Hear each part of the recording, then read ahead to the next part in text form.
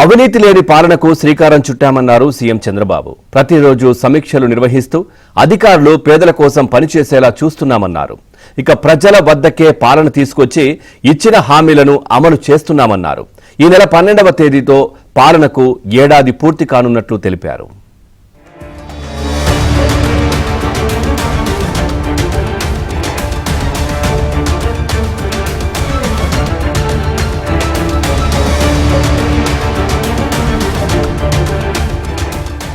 ప్రభుత్వాధికారులు లంచాలు తీసుకుంటే చూస్తూ ఊరుకోమన్నారు ఏపీ సీఎం చంద్రబాబు.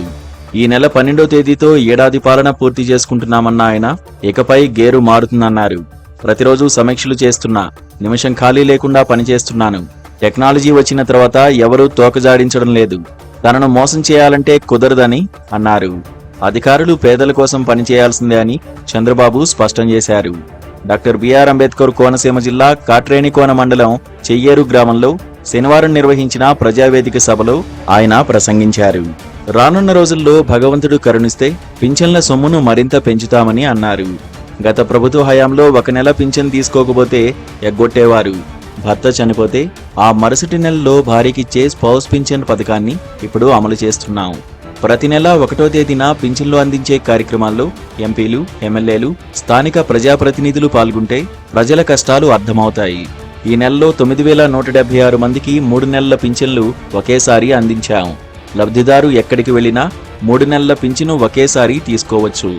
ఇతర రాష్ట్రాల కంటే మనమే పింఛన్ల సొమ్ము ఎక్కువగా ఇస్తున్నాం. అన్ని రాష్ట్రాల కంటే అధికంగా ఆదాయం వచ్చే మహారాష్ట్రలో ఇచ్చే పింఛన్ 1000 రూపాయలు మాత్రమే. పొరుగున తెలంగాణలో 2,250 అందిస్తున్నారు. ఎన్డీఏ ప్రభుత్వం ద్వారా నేను ఇంటికి పెద్ద కొడుకులా నెలకు 4,000 రూపాయల చొప్పున ఏడాదికి 48,000 రూపాయలు పింఛన్ రూపంలో అందిస్తున్నాను.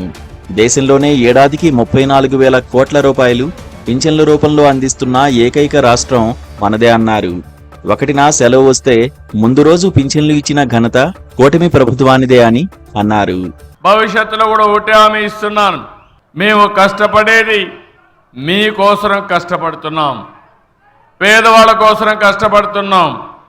ఈ పేదవాళ్ళకి గవర్నమెంట్ ఇచ్చే పింఛన్లు ఇస్తానే ఉంటాం. అవసరమైతే భగవంతుడు కనికరిస్తే పెంచుతాం. 90% పెన్షన్లన్నీ కూడా డిస్ట్రిబ్యూషన్ అయిపోయినాయి. నేను టెక్నాలజీ పర్ఫెక్ట్గా ఉపయోగిస్తున్నా. పేదవాడికి సహాయం చేసినప్పుడు ఉండే సంతోషం ఏ పని చేసినా రాదు. ఎన్నికలకు ముందు ఇచ్చిన హామీ ప్రకారం మెగా డిఎస్సి ద్వారా 16,347 పోస్టులతో యువతకు ఉద్యోగాలు కల్పించనున్నాం. దీపం పథకం ద్వారా మహిళలకు 3 గ్యాస్ సిలిండర్లు ఉచితంగా అందిస్తున్నామన్నారు చంద్రబాబు. 4 నెలలకోసారి మహిళల అకౌంటుకు గ్యాస్ డబ్బులు జమ చేస్తున్నాం. 1,200 కోట్ల రూపాయలతో 20,000 కిలోమీటర్ల రోడ్లు వేశాం. భవిష్యత్తులో మరిన్ని రోడ్లు వేస్తాం. ప్రస్తుతం రాష్ట్ర వ్యాప్తంగా 203 అన్నా క్యాంటీన్లు ఉన్నాయి. అవసరమైతే ఇంకా పెంచుతామన్నారు చంద్రబాబు. ప్రతి ఒక్కరికి పేదవాళ్ళకి కడుపు నిండా తిండి పెట్టడానికి ఆ రోజు అన్నా క్యాంటీన్లు తెచ్చాం. ఈరోజు మీరు గుర్తుపెట్టుకోవాలి, మన నాయకుడు ఎన్టీ రామారావు గారు మొట్టమొదటిసారిగా టీటీడీలో అన్నదాన కార్యక్రమాన్ని ప్రారంభించారు. ఈరోజు ఆ కార్యక్రమం చాలా బ్రహ్మాండంగా జరుగుతూ ఉంది. దాన్ని స్ఫూర్తిగా తీసుకుని నేను అన్నా క్యాంటీన్ పెడితే దాన్ని కూడా మూసేసే పరిస్థితికి వచ్చారు. ఈరోజు 203 అన్నా క్యాంటీన్లు పెట్టాం. అవసరమైతే ప్రతి ఒక్క నియోజకవర్గంలో ఒక అన్నా క్యాంటీన్ ఉంటుందని మరొక్కసారి మీ అందరికీ హామీ ఇస్తున్నా. ఇక్కడే కాదు, ఎన్డీఏ ప్రభుత్వం వచ్చాక చెత్త పన్ను రద్దు చేశాం. 83 లక్షల టన్నుల చెత్తను అక్టోబర్ కల్లా తీసివేసే బాధ్యత ప్రభుత్వం తీసుకుంటుంది. డిప్యూటీ సీఎం పవన్ కళ్యాణ్ ఒకే రోజు అన్ని పంచాయతీల్లో పనులు ప్రారంభించారు. పల్లె వెలుగు కింద 4,500 కోట్ల రూపాయలు వెచ్చించి 30,000 పనులకు శ్రీకారం చుట్టాం. గ్రామాల్లో వెలుగులు తీసుకురావడానికి కృషి చేస్తున్నామని వివరించారు. వాట్సాప్ గవర్నెన్స్ లో 403 రకాల సేవలు అందిస్తున్నాం.